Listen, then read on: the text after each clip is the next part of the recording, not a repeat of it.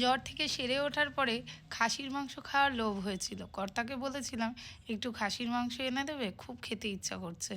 ও তেমনি বাজার থেকে সেই মতো মাংস এনে দিল। তা মাংস বেশি আনেনি, 700 গ্রাম মাংস এনেছিল। তো আমার খুব ইচ্ছা করছিল আজকে হাতে ম্যারিনেট করে সেই মাংসটা রান্না করব। আমি অন্য পদ্ধতিতে করি, তো এটাই ইচ্ছা করছিল। আর ভীষণ লোভ হচ্ছিল, মাখতে মাখতে মনে হচ্ছিল যেন এখনই খেয়ে নিই। কী বলবো, জ্বর হলে যে এত খাওয়াই খাই খাই লোভ ওঠে, তা আমি আর আগে ভাবিনি। মানে আগেও হতো জ্বর, তা এত খাই খাই করতাম না, কিন্তু এইবারের জ্বরে যেন শুধু খাই খাই করে গেলাম। মোবাইল খুললে কোনো ভিডিওতে যদি দেখি খাসির মাংস কষাচ্ছে বা মাখছে, তখনই যেন জিভ লক লক করে ওঠে। তোমাদেরও হয় কি না বলো তো বন্ধু, একটু জানিও প্লিজ, যে আমার কি শুধু হয়েছে না তোমাদেরও হয়। তো যাই হোক, এই মাংসটাকে ভালো মতো কষাতে হবে বলে তোমার দাদাকে ডাক দিলাম যে তোমার হাতে একটু ভালো করে ম্যারিনেট করে দাও তো, তাহলে হয়তো টেস্টটা একটু বেশি হবে। কারণ আমার জ্বরের জন্য মানে হাতেও বলটা কমে গেছে।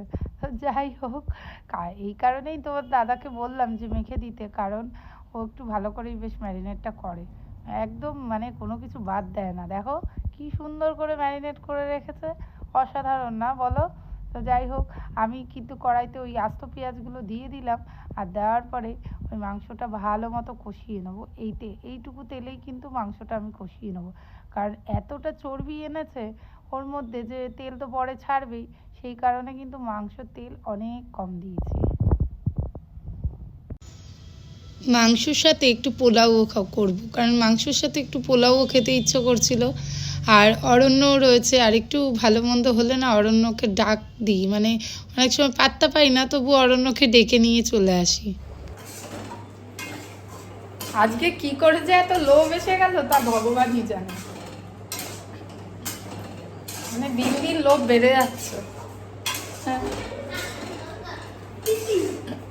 আরে অরণ্য, মাংস হবে, মাংস। মাংস আর কি বল? মাংস আর ফ্রাইড রাইস। ফ্রাইড রাইস না, বল। পোলাও। পোলাও না, পোলাও। লাউ। পোলাও। লাউ। কতটুকু দেবো তোকে? আমারে বলেছিস কতটুকু? অল্প। অল্প? অল্প খায়, তুই তো ভালো খাস।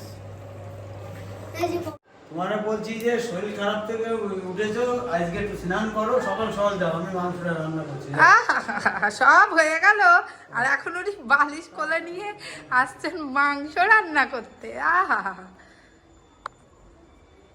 আমার লোভ হয়েছে, আমিই রান্না করে খাচ্ছি। যাও স্নানে যাও। যাও স্নানে যাও। তারপরে দেখো, এই যে কামরাঙাও এনেছে তোমাদের দাদা, তো কামরাঙার একটুখানি টক করব। আর কামরাঙার টক কিন্তু জানো তো বন্ধুরা, ভীষণ উপকার। তোমরা কিন্তু প্রতিদিন পারলে কামরাঙার টকটা খাদ্য তালিকায় রেখো। আর এই দেখো, কথা বলতে বলতে মাংসটা কিন্তু আমার অলরেডি কষা হয়ে গেছে। এবার এতে জল দিয়ে আমি চলে যাব স্নান করতে, আর তোমাদের দাদা একটুখানি লক্ষ্য রাখবে এই মাংসটার দিকে। আর দেখো, এই কষা হতে হতেই যেন জিভে জল চলে আসছে। দেখো, দেখেছো, একটা কাজ করতে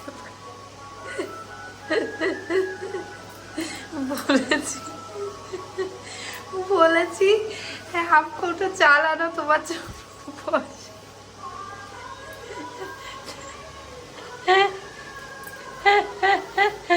চাল ঢালতে গিয়ে চাল ফেলে দিয়েছে। দেখো,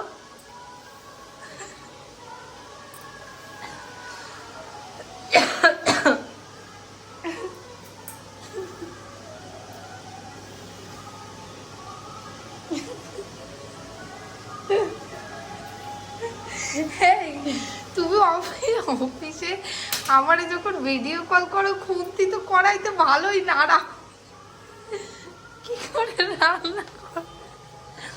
তোমার কেউ জোগাড় করে দেয়? ওই খুন্তি নাড়ানোর সময় কি আমার ভিডিও করে দেখাও? কি গো, ওই দেখো, বল প্রচুর চাল পড়ে গেছে।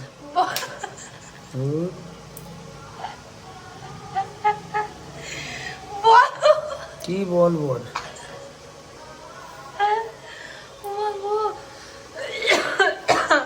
মা, কতদিন বাদে হাসলাম।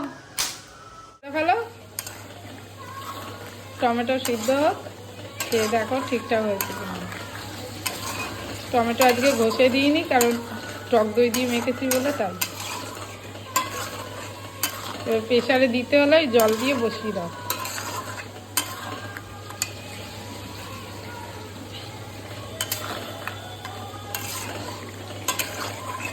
ফেলাই দিও না। চালের মতন? হ্যাঁ, চালের মতো। খবরদার, অনেক দাম কিন্তু। আমার এত লোভ হয়েছে বলে এতদিন বাদে বলেছি আনতে। আমার কাছে টাকা নেই, তবু আনলাম। খেতে চাও না তো, চেয়েছো আজকে, তার জন্য আনলাম।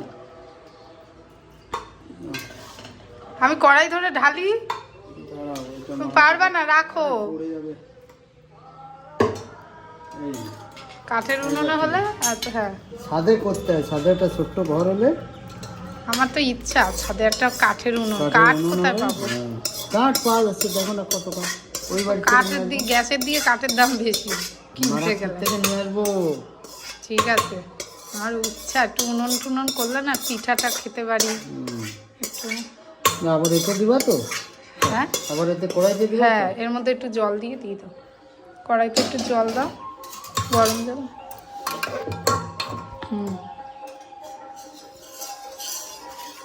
ব্যাস, ওদিকে দাও, সরে সরে। এইভাবে কাঁচাতে হবে, পারবা না।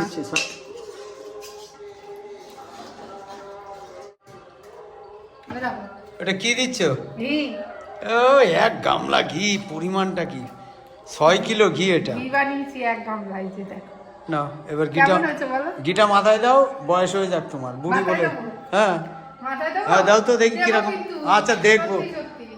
বন্ধুরা দেখো, ঘি মাথায় দেবে আজকে। মানে আমার যেমন চুল পেকেছে, ওরও পুরো পেকে যাক। হ্যাঁ, দাও দাও, দেখছি এবার।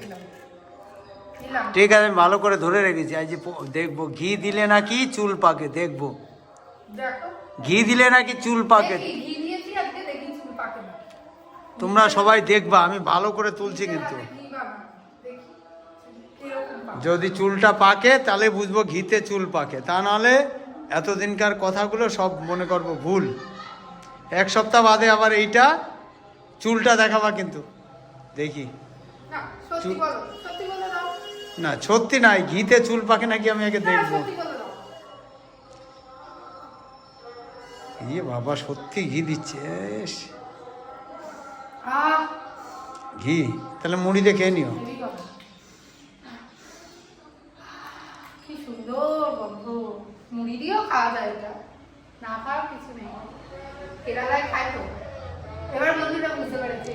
হ্যাঁ, এটা হচ্ছে নারকেলের তেল। এই দেখো, এই বাড়িতে যে নারকেল বানানো, তেল বাড়িতে ভাঙানো মেশিনে, বাড়িতে হ্যাঁ। কেটে শুকিয়ে। রোদে দিয়ে। এটা হচ্ছে নারকেল অরিজিনাল। কিনে, কম দামের নারকেল। চামচ একটু বড় হয়ে গেছে। ওরে বাবা রে, দেখো গোপাল ভোজন চা। আমার একটাই বন্ধু। হ্যাঁ, ঠিক আছে। বন্ধু ঠিক আছে, ঠিক আছে বন্ধু। বন্ধু চা ঠিক আছে কি? ফল? আচ্ছা ঠিক আছে, এদিকে দেখো, এদিকে এদিকে বাবা। ভালো হয়েছে চা? বাবা কত বলে। হ্যাঁ বলো।